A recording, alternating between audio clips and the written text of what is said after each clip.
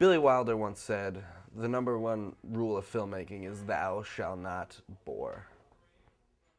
We wanted to do a sci-fi film, and we had this other project called Fresh Air, and we kept working on the script, we kept doing drafts and drafts and drafts. But it just wasn't getting to where it was gonna be, and I thought to myself, is this really gonna be my thesis? And then I had a revelation, and no, it wasn't gonna be my thesis. Android Love was gonna be my thesis. And so, yeah, I wrote this in a night. And now we filmed it.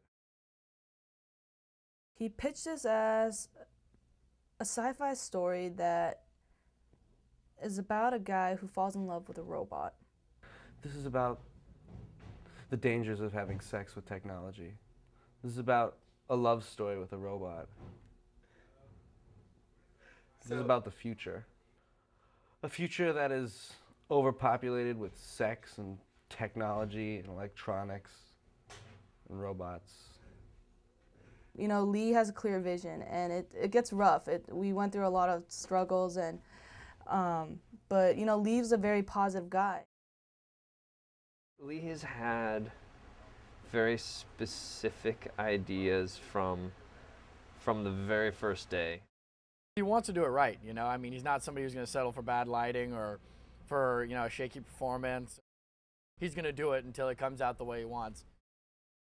If you move on before you really think you're done, you're going to feel it the whole day.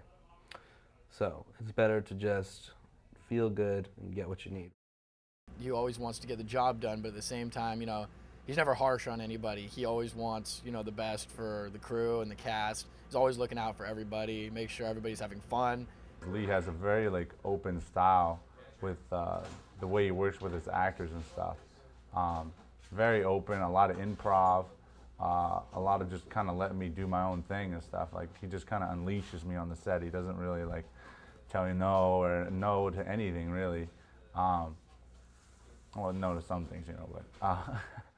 Once you get in the set, in the costume, lights blazing, anything can happen. And so I like to allow all the departments to have complete creative freedom, because sometimes creativity hits you when you least expect it. And filmmaking is not an exact science. It's playtime.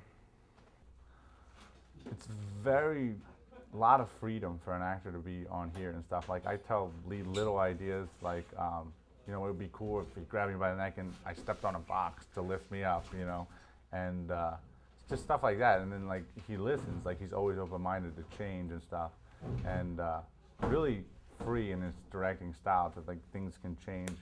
You know, you can give him an idea and things will just change in the minute. He'll start telling people, okay, let's do that. Blah, blah, blah. If he likes it, he'll do it, like, right there and then. Once you hear it said, once you hear it played out, you can kind of really hear what's going on with the character and adjust accordingly.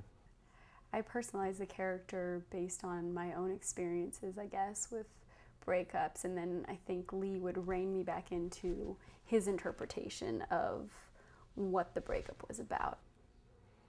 Basically, what we're trying to do with characters and the camera and everything is to create drama. He told everyone, you know, hey, this is going to be difficult. It's going to bust our balls, but, you know, we know it's going to be difficult and we're going to make the best of it as we can. And in the end, I bled, I sweat, and I cry for this movie.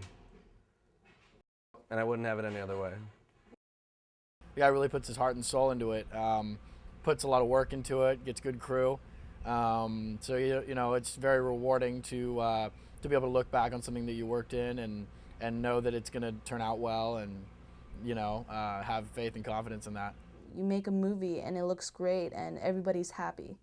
And, you know, when there's a great product, and in the end, that's what everybody cares about. I hope Android Love Story pleases the audiences that watch it. I hope that it opens their imaginations. I hope they get a chuckle. And I hope they come back for more.